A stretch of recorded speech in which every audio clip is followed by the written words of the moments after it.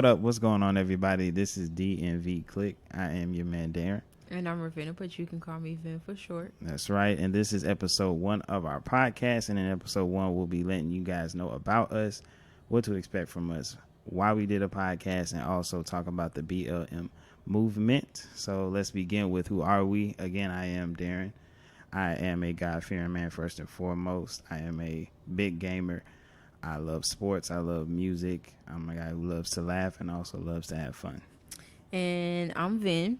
So first and foremost, I'm a lover of Christ, a college student. We both are actually. And I am a travel lover. So Miss Rona, please go ahead and leave so I can get back on the road. Absolutely.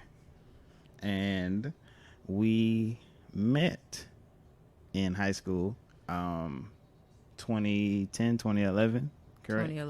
2011 in high school. We've been going to high school. We were at the same high school, for 3 years before we finally met our senior year. And we've been together ever since, really. But you got them the short, condensed version. You have to, give them a little bit of juice or something. You just gave them the buns. Give them the meat of what happened. How did we meet? Met in class. I believe I just see you sitting there, and I tried to take something from you, I believe, and you just gave me that look like you better not try me, and I was like, nah, I'm gonna try you anyways. I don't care what you think. And from that point on, I think we just became friends. And then football, I realized you were out there a couple times helping your friend who was a team manager. I was a manager too. Don't be trying to downplay me. Right. And from that point, I think we just, became real good friends. And then eventually I took it upon myself to take it to that next level. Yeah, and tell them about that homecoming.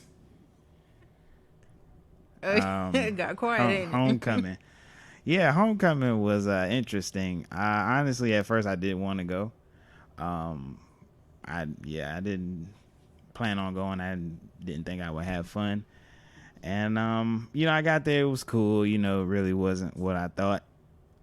Felt I should have stayed home. And then you came in, and you were that jaw dropped. Yeah, all right.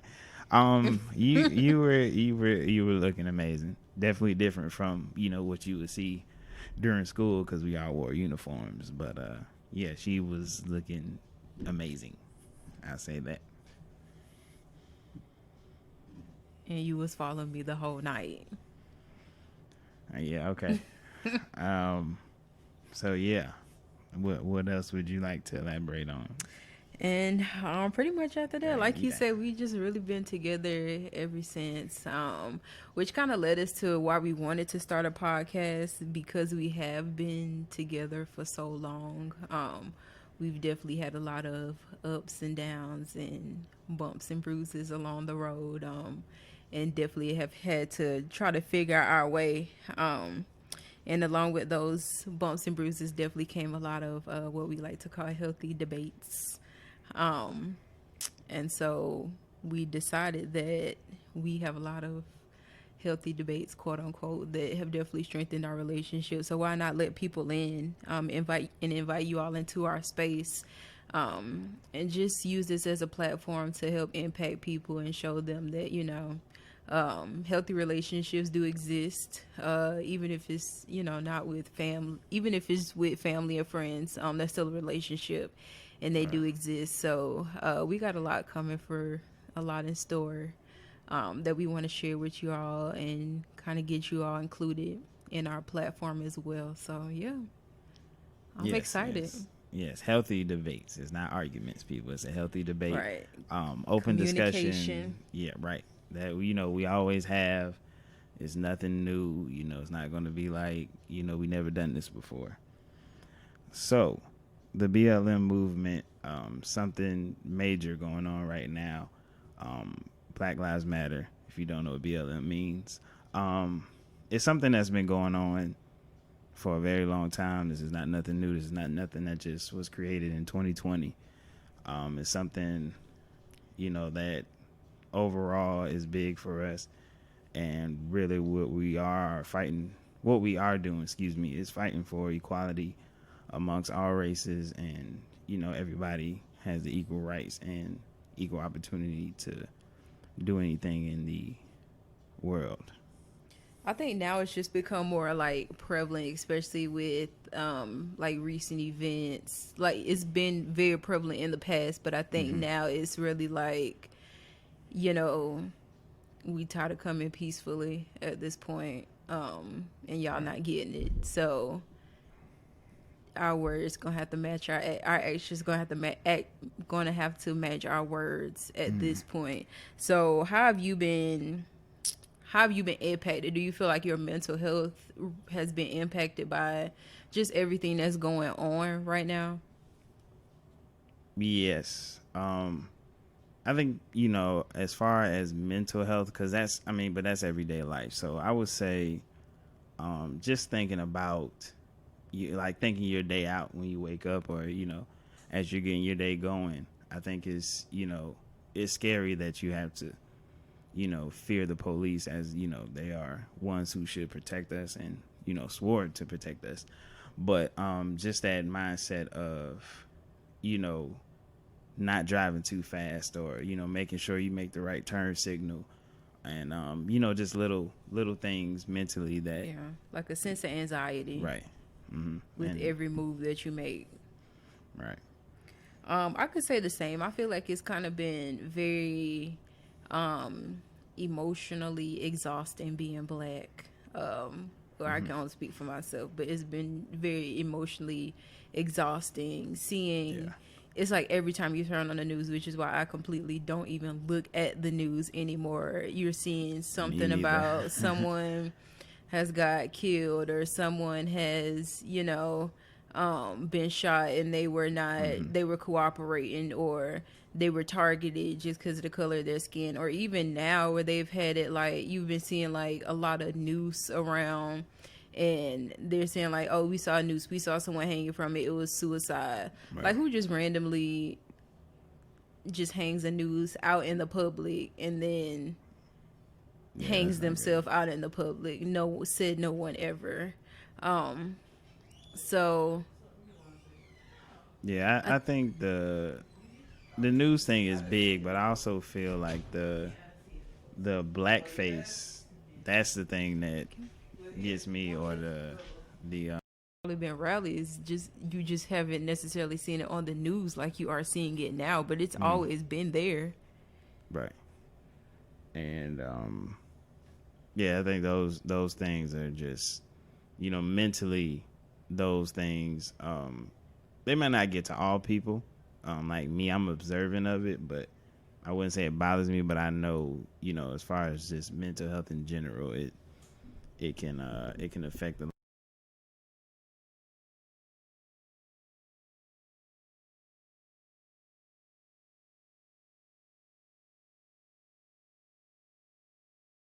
It can affect a lot of people.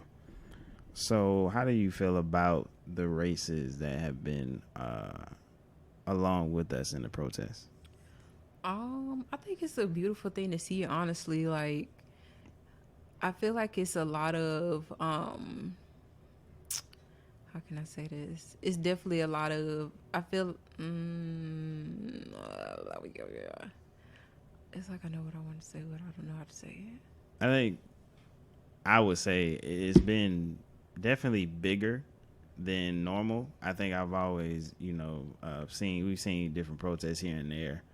But I think this has been one of the biggest I ever seen, starting with the death of George Floyd. I think after that, I think, the protests have became big, because it wasn't just in Minnesota. It was, across the U.S. and then worldwide. Then it was, worldwide, in London and, other countries. So I think in a lot of countries, it's been crazy, because I wouldn't expect it. But I think, just like ourselves as African Americans, I think, we just had enough. And I think that's how I feel every other race that has joined us in the protests and been out there marching with us and protesting, I think, you know, they've had enough as well. Yeah, I would have to agree. I think it is. That's the word I wanted to use earlier. Is definitely been beautiful seeing the overwhelming like just support. Yeah, that has come along with everything that's going on, and it's unfortunate that it had to get to this point for, you know, to see this type of support. But I mean, support is support nonetheless. It's just like you wish, like, why did it have to get this far? You know, for us to have to see this much support. Why can't it just be like a regular day and people are just like naturally supportive towards every race having equal opportunities? But nonetheless, it has been a very nice thing. So piggybacking off of that, how do you you talked about it a little bit earlier when you were saying how you like now it's been a sense of kind of anxiety on, you know, the things that you do, the things that you wear, your actions and stuff. So how do you feel do you feel that as a black man you've been targeted in any way, shape, or form, like in the past, or how do you feel? First I would say that I feel like we've always unfortunately been targeted.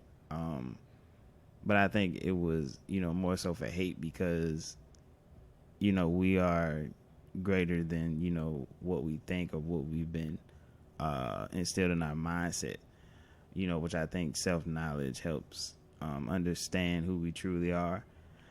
But as far as, you know, being a black man, it is tough because I feel we're automatically looked at from the jump as a thug, or we're looked at as I don't want to say criminal, but we're just looked at as if a threat. A threat, and we have no intentions of good, and, you know, we're just all bad. And I think, you know, that mindset or that, you know, picture of us, you know, put on from other people, I feel honestly it upsets us, and that, you know, from that point we kind of, I don't want to say we walk around mad, but it's kind of like we already walk around knowing that you have that perception of us. So now it's like don't even look this way, because I don't, you know what I'm saying? Like, I don't got time to be messing with you. I ain't trying to hurt you. I ain't trying to, you know, rob you or take what you have, you know. But, you know, just, you know, seeing everything, and, you know, me personally, everyday life is just, you know, you're getting watched, you're getting looked at, whether you believe it or not, whether you like it or not. You know, they're watching you, and, you know, unfortunately, they just want you to give them a reason. But, you know, just staying true to yourself and just, you know, minding your business, and really just focus on, you know, bettering yourself and just doing what you have to do. You know, don't give anybody a reason. But it's like this day and age, even if you don't give anybody a reason to target you, they still target you. So how can you... And, like, what do you even say to that? Because it's like, no matter what you do, you could be reading a book, you could be going to get some Skittles, you could be a college graduate, you could be going home, and you're still targeted. It's tough. I mean, the best thing I could say, I wouldn't say, you know, like they say at night, you shouldn't, you know, walk alone. But, you know, everybody's not always going to have somebody there with them. So I think the best thing to do is just not try to, I wouldn't say wear certain clothing, but I guess, you know, just carry yourself in a different way. Don't give off anything alarming as much as possible. I know most of us, for me, I know I listen to music a lot, and, you know, I always have my headphones in a lot, or, you know, 9 times out of 10. So I think sometimes that actually is a good thing, because I don't really get bothered with when I have headphones in, because it's like you're not paying attention to anything, anybody, you're focused on the music. You know, I think when, you know, unfortunately, if we're walking and, you know, we're looking around and, you know, looking like we're trying to escape the place or something, that is where it gets, you know, that's where it gets scary. I just personally feel like it's unfortunate that you have to tell people to watch how you react. Like, you literally just can't be yourself for fear of getting, you know, of getting shot or getting killed. Like Ahmaud Arbery, for example, which is so many things I feel was wrong with that whole case. But I'm glad he is getting the justice that he deserves. But it's just so many things that were really like, I still feel like that was a setup. But that's another story for another day. But that's like telling him, well, it was a robbery in the area, so don't exercise, like don't run, don't get fresh air, don't be healthy. Like, how can you tell him to not do that for fear of getting killed? At this point, we might as well just sit in the house all day in the quarantine, even if it's no corona. Like, I just don't feel like it's just not right that people should have to basically walk on eggshells just to stay alive. Yeah, I don't feel they should either. It's tough, and I mean that's the problem. It's tough because that happens, and now we fit the agenda. A black male been doing robberies or something, whatever. Now we all fit that bill because we're all the same skin tone. We all look the same. We all got the same build all of a sudden. And that alone is scary. So, so maybe if I was wrong about saying, we should have to change our approach, then honestly, if anything, we just have to be aware of our surroundings and just honestly think of the best way to get out of that situation without being harmed in any way, and that's tough in this time, but at the same time, we have to do it. We have to take that stand. We have to, make that sacrifice. We have to, do what we can in order to really stand up and really make a change, because it's not going to happen with us just sitting around, like you said, walking on eggshells, and we really just, it's going to end up us staying in the house, but that can't work. We got to go out here and we got to, fight for ourselves and prove that, we're just like everyone else. It's no different. The only thing different is the skin color, but at the same time, we all, it's really one race, excuse me. And, we're all humans. That's it. Bottom line, it shouldn't be no different treatment based on our skin color. So yeah, even I can even think about even in like traveling, how just as a black person in general, I find myself kind of watching the things that I wear, or even if I'm like, say, going out of the country, kind of researching how black people are viewed out in certain countries. Like, for instance, Paris. I had a trip planned there, and you wouldn't believe the amount of time I literally spent watching like videos on how black people are viewed in Paris, or like what areas to go to, or how to watch my surroundings, especially as a black person there. Or even like when we've gone on trips, me and you together, it's been times, I don't know if you've realized this, but it's been times where I've like, there, maybe you should wear some color today or something like that. Or maybe you should, and it's not even to like try to tell you what to do, but it's because I know how, we are viewed in this country. Right. And especially if we're not, it's a difference between being home, like being in some place you're familiar with, and being someplace like you're completely just like out of your comfort zone, and you're out of your community. not don't have as easy access to people you can call or anything like that. So it's been times I've been like, well, why don't you wear that white shirt, or why don't you wear that orange shirt that you got, or put this outfit together, just for the simple fact I know that your favorite colors to wear are black and white, mostly black and red. You got one red shirt, but anyways, but yeah, it's just like, even as far as going is having to do that, it's just like you don't realize it at the time that you're doing it, but it's so inherently just like in our nature, I guess, to kind of watch what we do or always be on edge in certain things, that it's like, it's sad, and I don't feel like life is meant to be lived, that way of having to constantly walk on eggshells around people and not being able to freely express ourselves, or even as far as like how you even wear your hair, especially as a black woman. I've went on interviews and I'm like, well, maybe I should wear my hair straight because I have like natural hair, and now I'm growing out locks. And even before I got my locks, I was thinking, well, I know I'm about to go into the corporate world, or I may be looking to go into the corporate world. How are they going to view this? Right. But then I'm like, man, take me as I am, watch me as I go. I know what type of person I am, and if you don't like it, oh well. And they have the Crown Act coming out now, and it's just like, are you familiar with the Crown Act? No. Basically saying that like companies, I think it's only passed in 7 states, maybe more now, but the Crown Act says basically you can't discriminate against people because of their hair.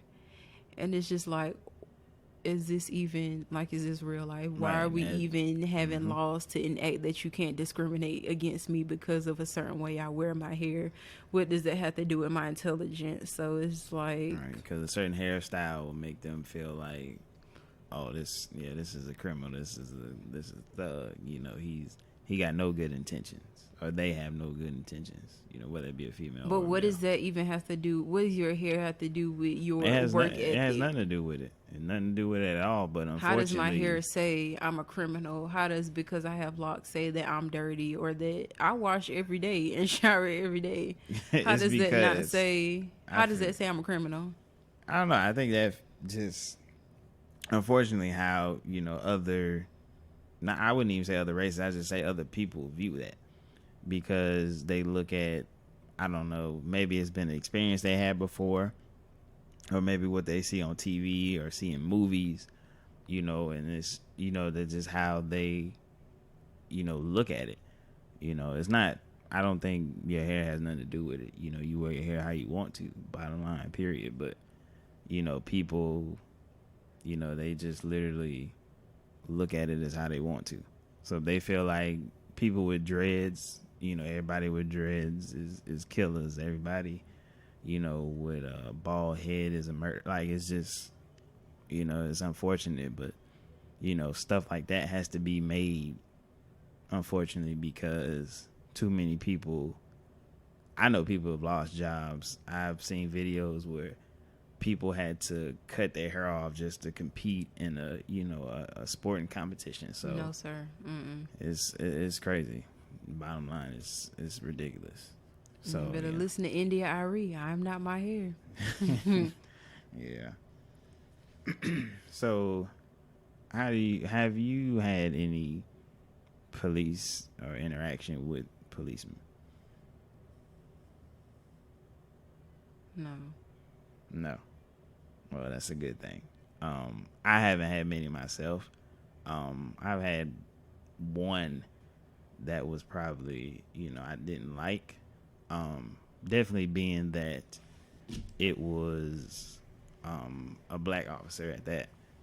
I was pulled over, I believe, for me pulling out without a turn signal, I guess. And I got a ticket for that, but when I pulled into a little plaza or whatever, sitting there, waiting for him to come out, get out the car and come up to the window, I was getting my, my license and my registration out just to hand to him, because, that's another thing, they see you reaching for something and they automatically, up the gun and, shoot you. So I already had it out, had it ready. And, I turned to look out the window to see him coming up. And he automatically, like, started, kind of reaching back for his gun as if I was, about to do something. And, that moment got to me, because it was just crazy that, he was one of our own, basically. And, he thought I was trying to do something. And, I'm just headed home from work. So, it was just crazy to me that he would, even draw his gun. Like, I ain't got no intentions to do anything, just give me my ticket or whatever, and send me on my way. But other than that, thankfully I haven't had too many police interactions. And to piggyback off what you said about, or what we said about the races that have been helping us protests. I wanted to speak on just the interactions with other races, particularly white people. I feel like, when we're out with me and you, when we're out on a date or, we're just out spending time together and we're having fun and, we're smiling, laughing and, we're not paying them no mind or, we just walk by and speak. I feel like sometimes, they kind of, I don't know if they hate it or they don't like it, but they kind of, to me, give off a fake smile and, they're kind of watching and I don't know, I feel like they kind of dislike it at times. And, other times I feel like they're just watching, hoping I don't, do something or hoping we don't do something to them. And it's crazy that they think that because honestly, to be honest, on behalf of me and probably a lot of black people, we really don't, care. We're really not trying to harm nobody. We're just, ourselves, and that's just how we are. We joke, laugh, play, and have fun. So, our interactions, with different people of other races, I think is big because now, and, kind of recently, a lot of people are losing their jobs for being racist. A lot of people are stepping down and, stepping out of the picture for, racist comments. Students and, high school, college students are getting, kicked out of school, getting kicked out because they're being racist or, the black face again. And, just different things that they've been doing, it's crazy and, it's just unfortunate. So I think, the interactions are scary, but at the same time, it's funny because I honestly feel like we don't care. We're not trying to bother you. We're out having fun, going shopping like you're doing, going out having fun like anybody else would. So, I don't really think, we could care less, honestly. But, that's why I feel on interactions with other races. Because anybody else, honestly, whether it's Spanish, Latino community, whoever, I don't never had no problem with them. They always been fine with us. I think it's just, the people that we're talking about that, the interactions has been crazy, and it shouldn't be because it really doesn't bother me. At the end of the day, like I said, on behalf of me and other people, I'm pretty sure we could care less, so it shouldn't be no bad interactions, but it has, I feel personally, because just the way we're looked at and, it's like we're not meant to have fun. Like we can, have a group of people and have fun and hang out at Top Golf or, wherever, just like anyone else. So I don't think we should be looked at like, we shouldn't be here. So that, that's my spill on interactions, of other races. So give an example of when that happened, because I've never personally seen that happen. But I don't think it's nothing like a specific time. I think it's just me being observant like I am. But just when did it happen, though? What do you mean when? Like you said, there's been times where we've gone out and we say hey, but they don't want to say hey to us or something like that. Like when has that happened? I can say, like if we were walking, or if we're, at the mall, or, somewhere like that. I feel like, sometimes they don't have to speak if they don't want to, but I feel like if we do speak or, they speak, I feel like it's not genuine. Like I feel like they just smile like, nervously and keep walking. Like they smile, okay, I smiled, I'm saying, okay, I did that. All right, leave me alone. Like don't do nothing else to me. And it's like we're not trying to do nothing to you. Like, you literally just like, hi, how you doing? We don't discriminate against any race. So, it's just crazy that interactions are like that because it's, it makes me feel like they thinking we're trying to do something to them, but we're not at all. We're not, bottom line. So that's how I feel. I mean, that's the example I know because just me being observant.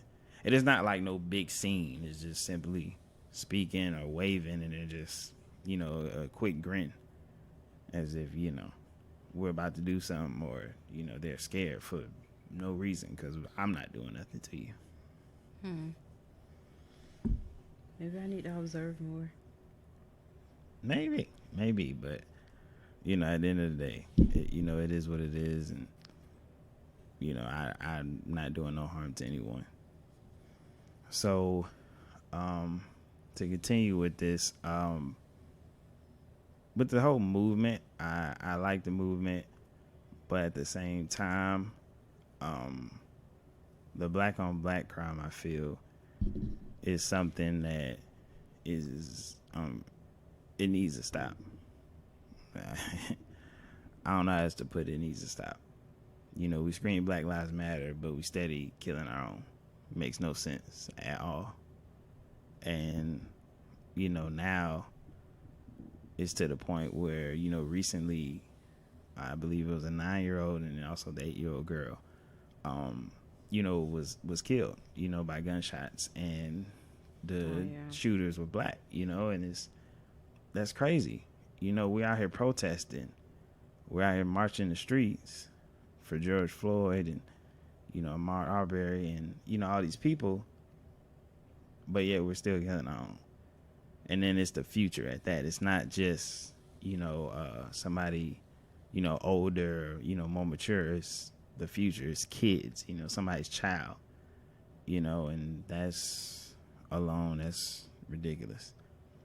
So I can't say people who are against the movement that are black, are bad. But I think at the same time, they see this and it's like, why believe in it? Because we steady killing our own kind. We're helping the people out that we're protesting against by killing each other. So I think it's senseless and it just got to stop. Okay, so to, I guess, sum it up, how do you think we as a people can just combat racism, honestly, and not in violence? Let me say this: racism and violence. Violence not only within between us and other races, but violence within our own communities as well.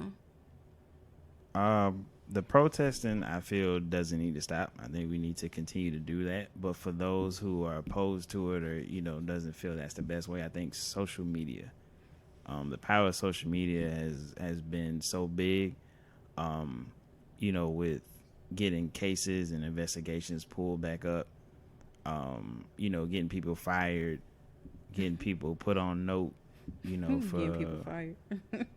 everything. I mean, it's big. As much as social media got clowned, past years of trying to see what this celebrity's doing, or being nosy in these people, other people' business. I think now it's big because we're using it to push equality and push for the supremacists and the races and different people to get called out and be accounted for, and that's what I was just about to say, accountability. Yeah, and I just feel we continue to do that. Like to this day, we're still wanting people. We still want the officers who killed Breonna Taylor to be arrested. So and that still hasn't happened yet. But we're continuing no matter what, even with TikTok, with Snapchat, what I'm saying, with different memes and stuff, we're still, pushing for her killers to be arrested, So I just feel we need to continue to do that. We just need to flood the timelines, flood the, Facebook, whatever, just flood it all, because it's not going to stop. Excuse me. They're going to continue to do it.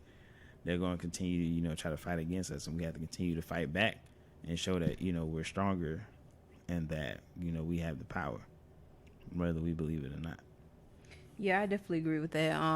It definitely when it comes to accountability, just holding each other accountability, not only within other races, but also within our own races, holding each other accountable and really taking the time to, really also confront your own biases as well, because everyone has some type of bias within them. Even amongst our own races, we have some type of bias. So just continuing to be self-aware, and to keep just advocating and never stopping, I think is just going to be so important in the fight towards equality amongst all, ethnicities. So I think that pretty much sums us up, dear. And thank you all for listening. We truly appreciate it. All right, and we want to hear from you all. Be sure to check out our social media at DnvClique on Facebook, Instagram, and TikTok, and Twitter, actually. Definitely give us a like. Give us some suggestions on some different topics that you all want to hear. And we're also going to, next week, start a new segment. At the end, we're going to read about one of our followers' comments, maybe any questions that they may have, and give some shout outs at the end. So definitely be sure to check out our social media, show us some love, and we will follow you back. And we are out. See you next week.